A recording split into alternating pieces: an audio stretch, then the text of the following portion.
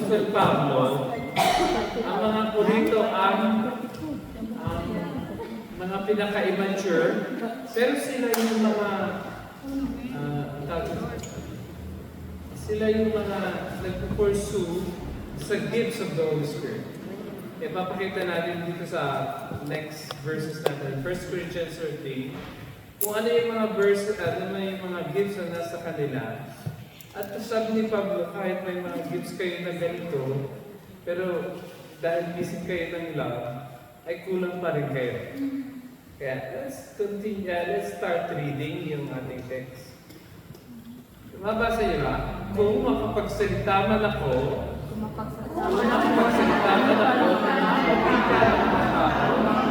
at ng akin, wala naman akong pag-ibig, pinag-ibig isang pagkakakya, pag-ingaw ng makilumaw.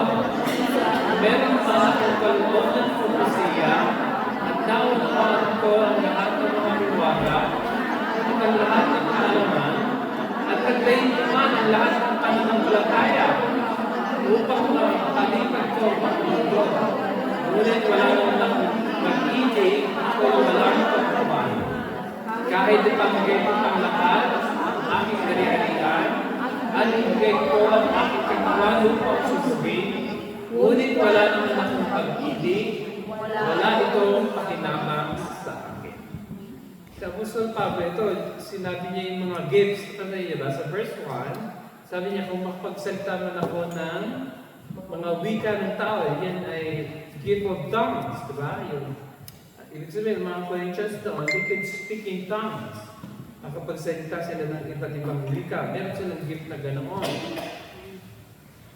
Tapos, sabi niya, kung nakakapag-speak ako ng tongues, pero wala akong pag-ibig, ako'y parang nag-iingay lang. Kasi niyo yung, para ka daw drum ay yung symbol na nakalagpag. Doon siya, parang kalampag ni Nete, no? Parang ganun ka daw, o batingaw na umalingaw. Yun lang daw ang equivalent mo pagka walang love yung iyong buhay.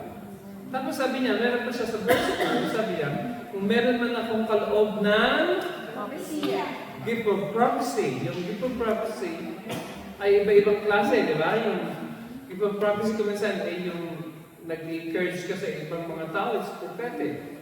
Or meron din yung sinatawag nating prediction, yung malalaman mo yung anong mangyayari sa susunod, di ba? Sa kinabukasan, kunwari, sasabihin mo, magkakaroon ng bagyo bukas sa Pilipinas, di ba? Tama ka, di ba? Tama ka, no? Dahil napanood mo di ba?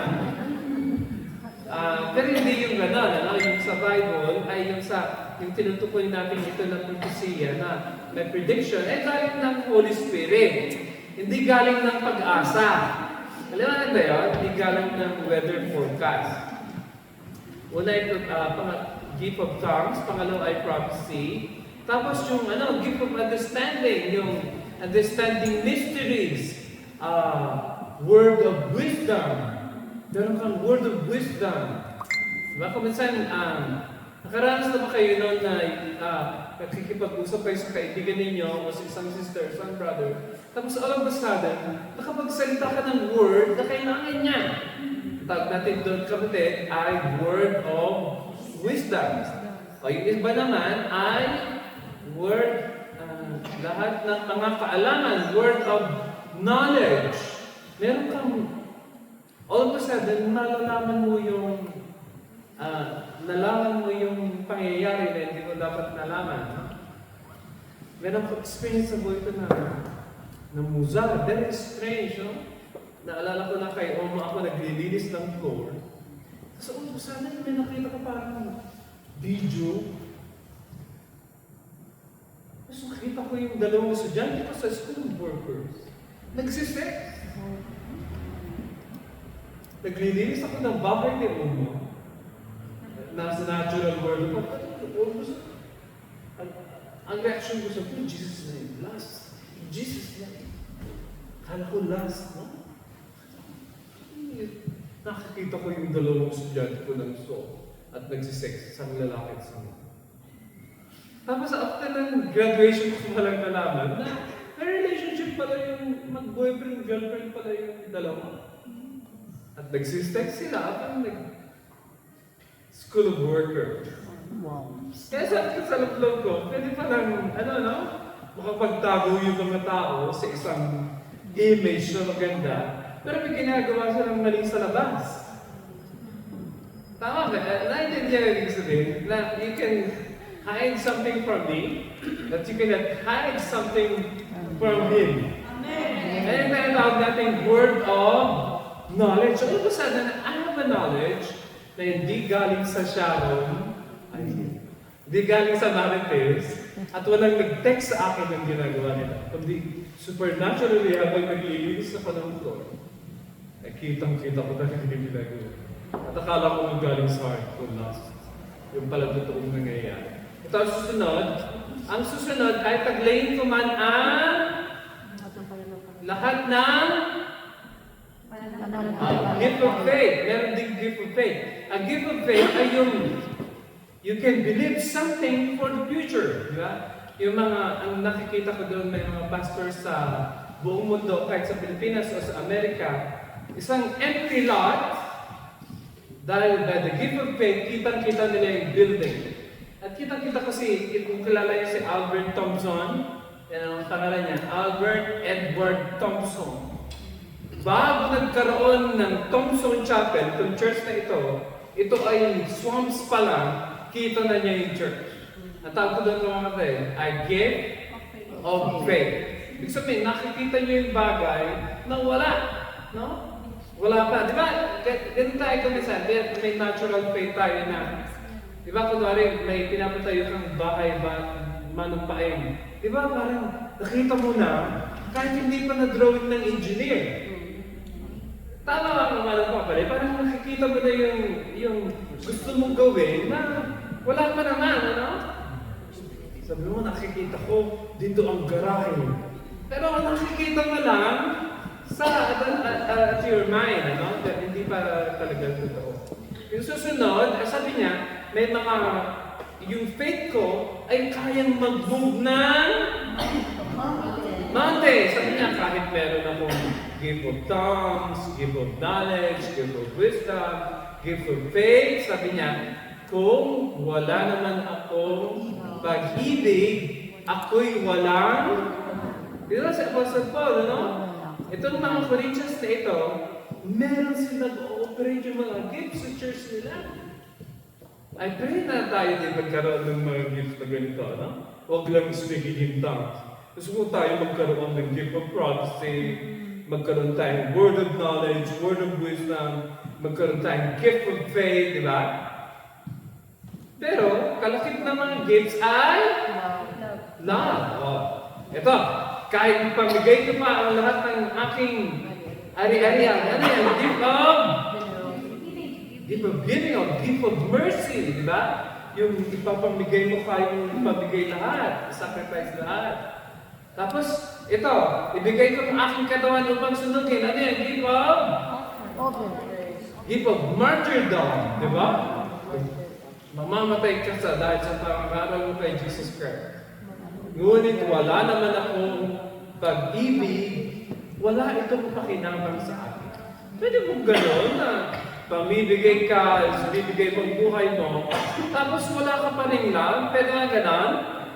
Pwede, di ba? Kunwari, ano? Kunwari, ang motive ko as a pastor in the church is yung parang kapag-preach. Yun ang parang, ang saya-saya ko dahil makakapag-preach. Pero wala naman akong love sa tao. Sabi ni Paul, kunwari may mga gifts ka sa buhay mo at nasa sa iyo, at in-exercise mo, pero wala ka namang love, you are zero. Ibig sabihin, sa ating mag-serve sa Lord, ang number one na love natin ay ang Lord. Amen ba? Tama ba, Sir Leslie? Ang first love mo ay ang Lord. Hindi yung ginagawa mo, hindi yung ministry mo, hindi yung ginagawa mo dito sa church, o yung ginagawa mo para sa pamilya mo. Ang first na love natin ay ang Lord. At yun ang dahilan kung bakit yung mga nakatayo dito ay dapat pupunta ng prayer meeting. Dahil pag hindi mo kaya ng prayer meeting, huwag mo muna mag-ministry, no? Kung hindi mo kaya ibigay yung oras mo sa paglilingkod sa Lord, sa pagpipray, huwag mo muna mag-minister, no? Mag-part-time ka na lang muna. Dahil tayong mga nagsiserve, we must express first your love to yung love mo sa Lord, dapat doon galing yung lahat ng iyong service. Yeah.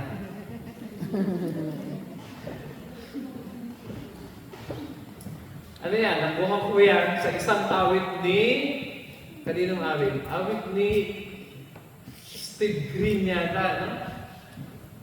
To love the Lord our God is the heartbeat of our mission, the spring from which our service overflows. Ano sabi ni Steve Green? Yung pag-ibig mo sa Diyos ang pinagmulan ng iyong service. Amen.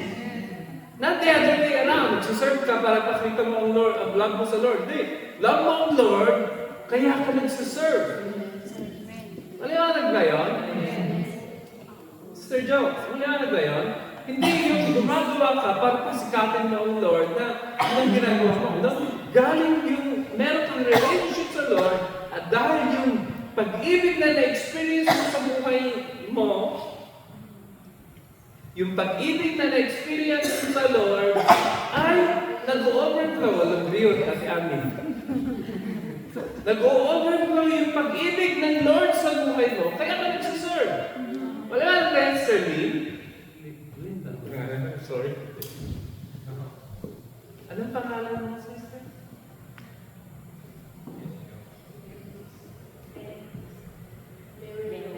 Ben Rose. Mahirap sabihin. Ben Rose? Mary Rose? Mary Rose, yung love natin sa Lord, ang pinagmumulan ng ating pagsaserve sa Kanya. Hindi ka nagsiserve para ipakita yung love mo. Yung love ng Lord na nag-uumabang sa puso mo, Manong Alex, yun ang reason kaya ka nandito tonight. Tama ba yan, Ate Gemma? Hindi dahil ako'y pinipwerte kitang pumunta dito, although yun ang gusto kong gawin, no? Dapat merong initial love, merong internal, no? Meron kang relationship sa Lord, Manong Taeng, di ba? At dahil yung love mo sa Kanya, yun ang nadala sa iyo dito. Yun ang masarap pag-serve, di ba, Ate Sonia? Nagsiserve ka sa Lord, hindi dahil sa mga napapakilabang mo sa Kanya, kundi dahil mahal mo siya, kaya nandito. Amen ba, mga kapatid? Kaya ito, pwede palang gawin mo ang mga bagay na ito. Pwede kang magpakamartir, pwede kang, ipabigay mo lahat, pero wala ka naman lang. Alam mo, manang Edison, maraming mga nagbibigay pagka, eleksyon, pero wala silang love. At hindi lang tayo love.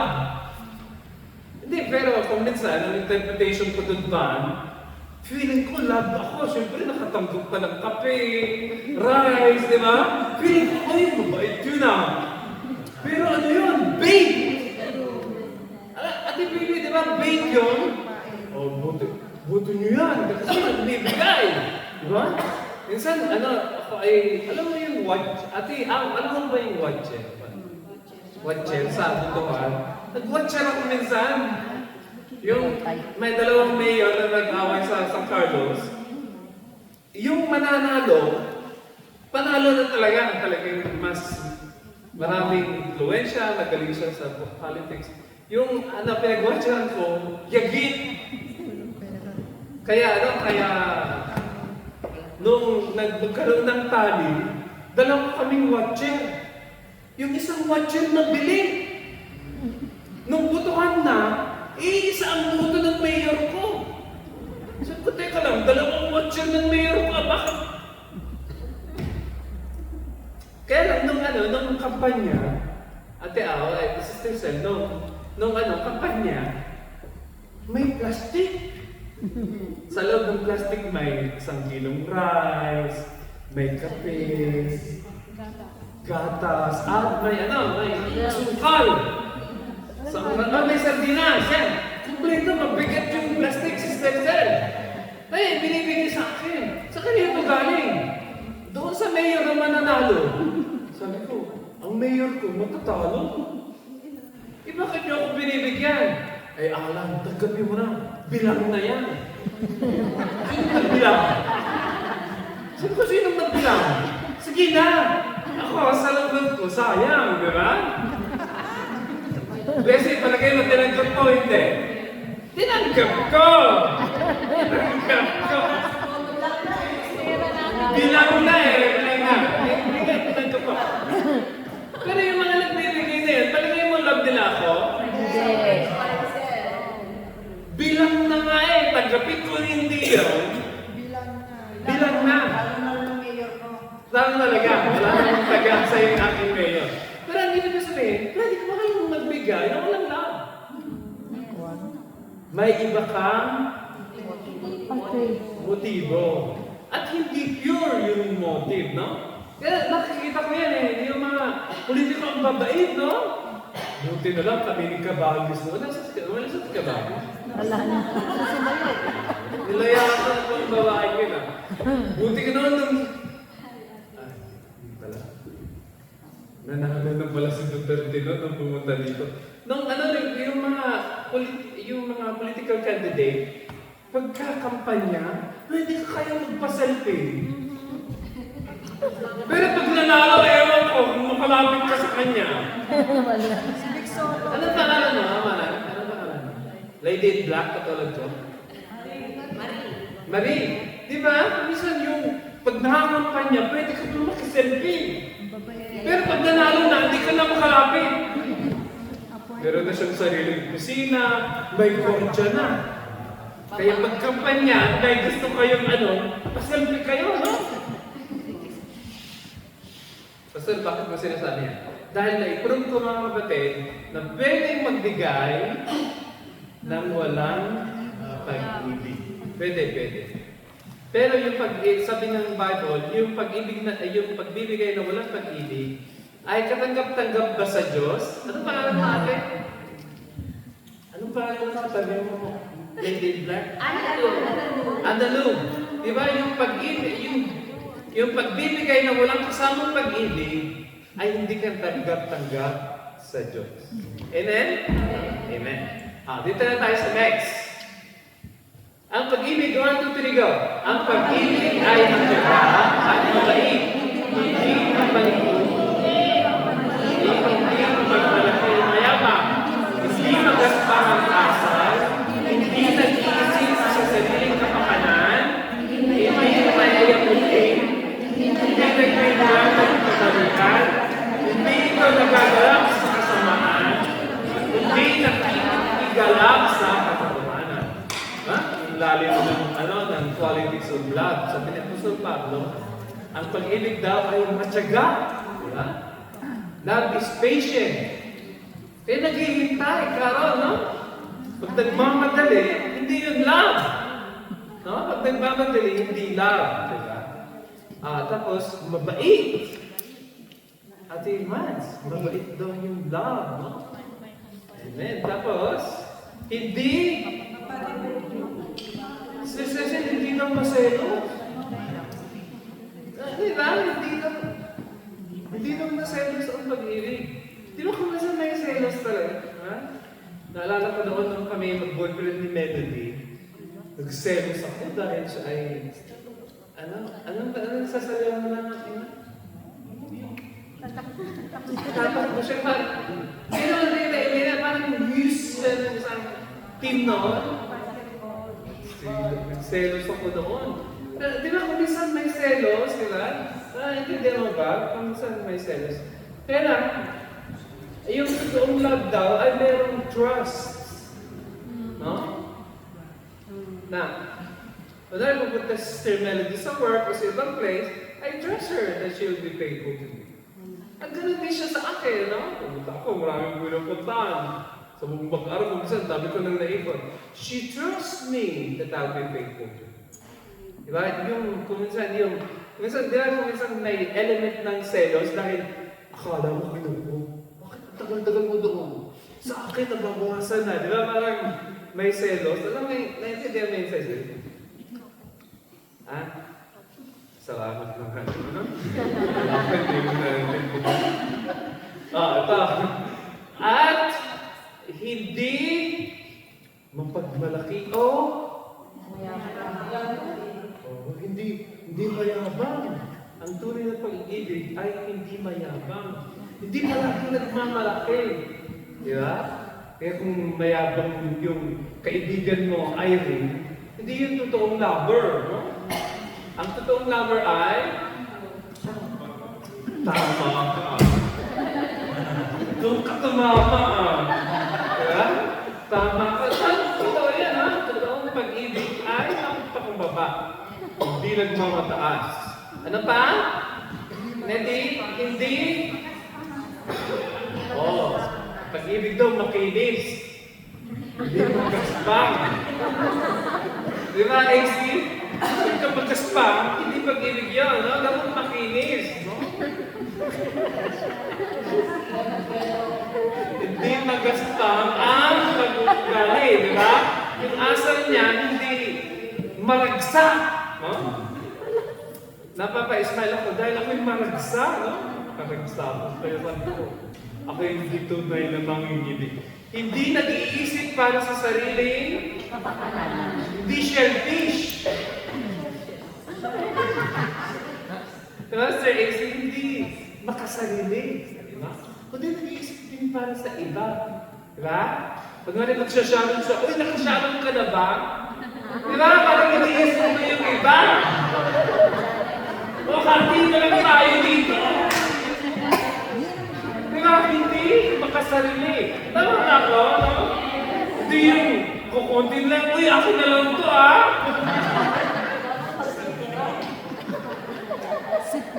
Nakukunbit ko lang ako eh. Dahil yung ginagawa ko. Hindi siya akin na lang to, ako lang nakakita. Ito ba? Nishi, hindi mayayaman din. Diba? Hindi madaling magalit. Diba? Grabe kong Paul Ferreira. Hindi nagbibilang ng kamalian. Diba? Kaisa ka na, ha? Dalawa pa. Tapos, hindi nagagalak sa kasamaan. Hindi nagagalak sa ibig sabihin, kung may masama, ang love nagko-confront. Sabi ko, uy, mali ka. Sunod lang, mali ka, kailangan mabuhin. Di ko sasabihin, yung sinasabi natin na tolerate yung, pagayaan mo na. Kasi kapatid naman sa Lord, pagka mali, kailangan sasabihin. Kumisa masakit magsabi ng, kamalian, di ba? Dahil sasabihin ko sa iyo yung mali mo sa periye, ang hirap, no? Mas magaling tayo magplato. Uy, ganda mo kahit pangit, no? Sister Betsy, kung isang mas madaling magsabi ng yung maganda kaysa yung review. Ate, ano pa lang ate? Edit? Ate Edit, di ba? Kung isang mas madaling magsabi ng yung maganda kaysa pangit, no? Meron akong pangyayari sa buhay ko, Ate Betsy. Meron akong pangyayari sa buhay ko. Ito yung true to life story. Ang aking kwelyo, mga kapatid, nasa loob. I-illustrate ko para ang kwelyo ko nasa loob. Ang Israeli, naka-ismail sa akin. Babae, ganda-ganda. Sabi ko, bakit kaya naka-ismail ng babae sa akin? Naka-ismail siya sa akin. Titignan ko ang sarili, mukha ko. Sabi ko, pangit naman ako, bakit siya naka-ismail sa akin? Yung pala nakapasok yung aking kwelyo. At hindi niyo masabi Kinukuha niya lang sa Ismael. Naka-Ismael siya. At nakatiningin siya sa aking kwelyo. Pag-uwi ko ng bahay, napakalaki kong tea. Yung aking nasa loob.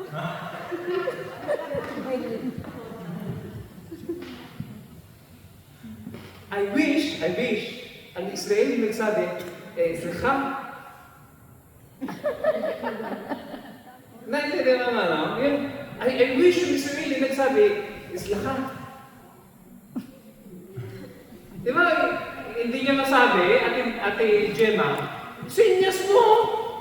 Di ba? O kunwari, si Madam Gemma, kita niya, napakalaki ng kulangon ko dito, di ba? Stop, PA! Bakit ako nila sabihin, di ba? Minsan nasa prayer meeting kami, suminga ako, tapos yung kulangon na malaglag. Sir Joe, alam mo ginawa na yung mamang ito. So, kumuha ng tissue, PA, sandali lang ha. At inanay niya. So, may virus siya. That's the best thing you can do with a brother. Lona A, apal sa ito. Hindi magandang yung pag-alis ni Manong Eds ng kulangot ko. It's not good for him, neither for me, but it was beneficial for them. Alam mo rin ba ng ayos? Imagine kung may kulangot ako ng prayer meeting. Tapos walang nagsabi.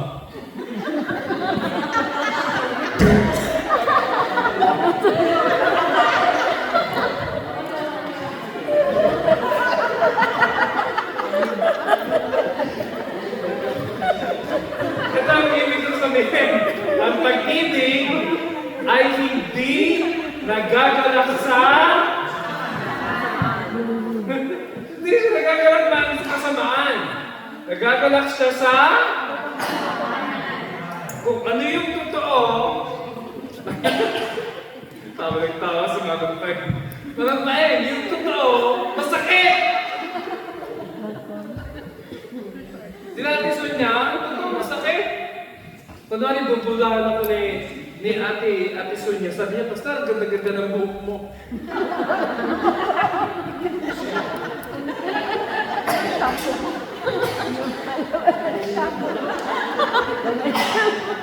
Ang sabi ng Bible, ang pag-ibig ay hindi nagaganap sa kasamaan. Ang kasinungalingan ay kasamaan. Diba? Kundi ito ay nagagalak sa katotohanan. Pero minsan, di ba, minsan napakabait natin, galit tayo pero ayaw mo pakita yung galit mo, di ba? Naranasan mo ba yan ba? Di ba napakabait natin mga Pilipino? Galit ka pero ayaw mo ipakita yung galit mo. High blood ka tuloy.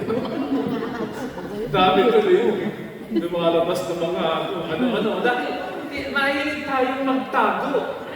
At ibigay ang mga Israeli, ang sasama ng tubig. Pag magsalita, straight. Walang maligoy-ligoy. Diba? At dito na tayo sa verse 7. 1, 2, 3, go! Ang pag-ibig ay nagtitis sa lahat, nagtitiwala sa lahat, may pag-asa sa lahat, at may tiyaga sa lahat. Ang pag-ibig ay walang katapusan. Ngunit maging ang mga propesiya ay matatapos, maging ang iba't wika ay titigil, maging ang kaalaman ay liligtas. Sabi ni Pastor Pablo, merong tatlong gift siya dito na sinabi, yung gift of prophecy, matatapos na. Pag ikay nasa langit, wala nang prophecy noon. Dahil ang prophecy, makikita mo na. Number 2, wala na rin speaking in tongues sa langit. Dahil nandito tayo, bakit kailangan pang mag-prayer in tongues? Inaabot ko na sa langit mismo. Pangatlo, yung knowledge, ay hindi mo na rin kailangan dahil ang Diyos mismo ang magbibigay sa iyo ng supernatural knowledge. Pero sabi niya, ang pag-ibig ay walang hanggan. Hindi nang matatapos ang pag-ibig. Ibig sabihin, nagsimula tayo dito ng pag-ibig. Sa langit may pag-ibig pa din. Diba? Sabi ni Apostol Pablo, meron daw tatlo dito sa earth na nanatili. Faith, hope, and love. Sabi niya, and the greatest of these three is ang pinakadakila daw ay yung pag-ibig. Dahil yung faith, pagdating mo sa langit, wala ng faith. Pagdating mo sa langit, wala ng hope. Yung inaasahan mo, lahat ng inaasahan mo, nandun na. Pero we will continue to love one another. I'm closing this illustration. Pakibalik niya ng isa, Ate Maya. Isa lang. Ayan.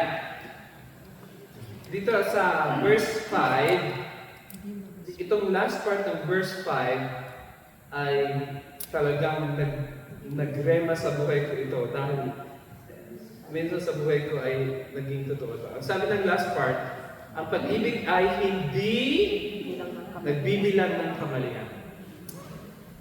Meron akong nakaaway, forgive me of the word, kaya lang talagang nakaaway ko siya dahil ang lahat ng nakikita niya ay yung mali ko. Alam mo, pag ginagawa ka pala ng gano'n, saan ako? Ate Janet, pag nakikita pala ng ibang tao ay mali mo, ang nakikita mo din sa kanila, mali nila. Ang tawag natin dyan, Ate Ao, ay human nature. Hinahanapan mo ko ng mali. Madami ka din mali Itong sister na ito, na taga-tilag sister, paano? Ang dami niyang nakikita sa aking mali. Pero mas magaling ako, Sister Sen. Dahil siya na, sinasabi niya lang yung mga mali ko, ako, sinusulat ko.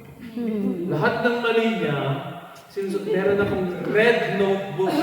Hanggang ngayon mga kapatid, nandiyan pa sa Faith House. Dahil paalala ng pangungusap sa akin, meron akong red notebook at iniisa-isa ko lahat ng foul na ginagawa niya sa akin. Ganito, siniraan niya ako tungkol dito, sabi niya pangit daw ang buhok ko. Lahat ng negative ay sinabi niya sa akin ay nasa listahan, red notebook. At isang araw, maghaharap kami, ilalabas ko ito. At sasabihin ko sa kanya lahat ng lahat ng maling ginawa niya sa akin. Pero bago ko punta doon, nagkaroon ng conference ang pangalan ng pastor ay si Pastor James Jordan. Siya yung nagtuturo about the heart of the Father. Sa loob ko, kaya ko ito. Maka-attend nga muna bago ko makausap si ate. Ayaw ko sabihin yung pangalan dahil baka kilala. So, kakausapin ko talaga siya. Dadalhin ko itong notebook na ito. Tama din ako sa seminar at kanyang preaching is yung the fatherhood of God at yung sonship, yung ang Diyos ang ating Ama at tayo kanyang anak, no? Tapos ay nakaka-encourage, pero sabi ko sa loob ko, parang alam pa na itong message ito, palagi kong pinipreach yan. God is a loving Father, tapos we are His children. Diba? Kaya Sister Caro, parang ang yabang-yabang kong umattend ng conference. Kaya lang, nung binuksan niya ang Bible, ito yung same text na binuksan niya. At hindi ko makalimutan yung exact words na pagkasabi niya. Sabi niya, love does not keep records of wrong. May record ako ng wrong.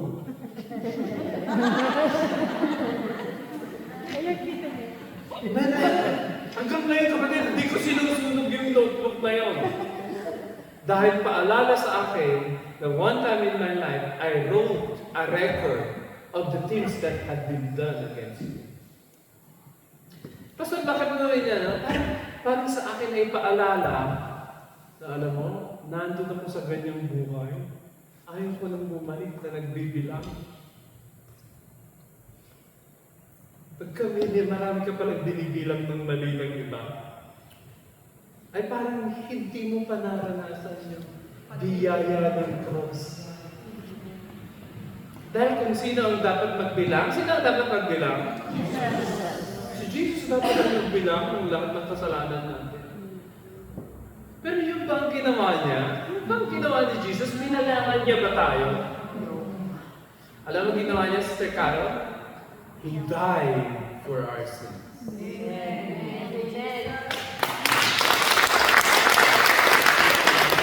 Yung listahan na nililista natin, He took it on the cross and died for them. At sabi niya, from this time on, erase na lahat ng kasalanan. Imagine, erase ng Lord yung kasalanan natin by the cross. And the reason kung bakit meron tayong church, ang reason bakit nag-gather tayo ngayon dito, dahil napatawad na ng ating Hindi natin ginagawa ito para malinis tayo at kristalina. Nalinis na tayo, kaya tayo nandito ngayon. At malimang maintindihan mo yon yung katotohanan na yung biyaya ni Kristo Jesus ang nagpalaya sa atin. Hindi talaga tayo nabubuhay sa totoo lang. Dahil makibalik na doon sa last slide, sabi niya, ang pag-ibig ay nagtitiis. Ano ba? Nagtitiwala. Diba parang tanga? Diba? Nagtitiwala.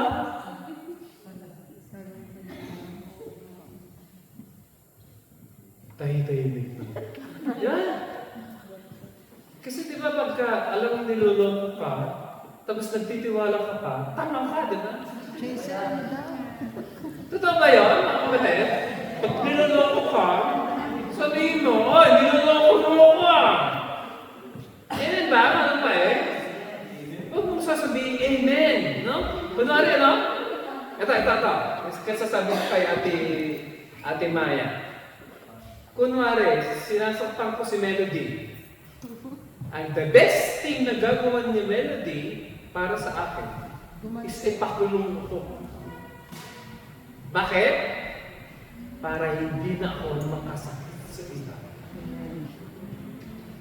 At yun ang tunay na pag-ibig. Ang pag-ibig, hindi tama. Nagpapadaya, oo, pero hindi tanga. Nabubuhay siya sa katotohanan. Nagtitiis, may pag-asa, no? Amen? May pag-asa ba? Sister Carol? May pag-asa, di ba? Pero pagka pinagbalik ka sa kapitbahay, huwag ka namang aasa pa.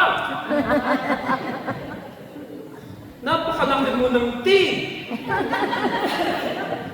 Kunwari, umalis ako kay Pastor Melody at naligaw ko kay Cordapia. Tapos babalik ako sa kanya. Tanga siya pag tinanggap ako. Amen ba? Yung sasabihin, Pastor, pagpapatawad.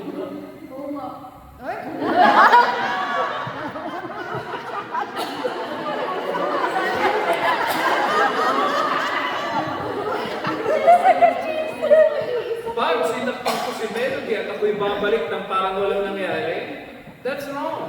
That's evil. Yun ang tama. Hindi ka sinto-sinto na ang dami ng ginawa sa iyo ay okay lang. That's wrong. You have something there. That's true. That's true. I'm telling you the truth.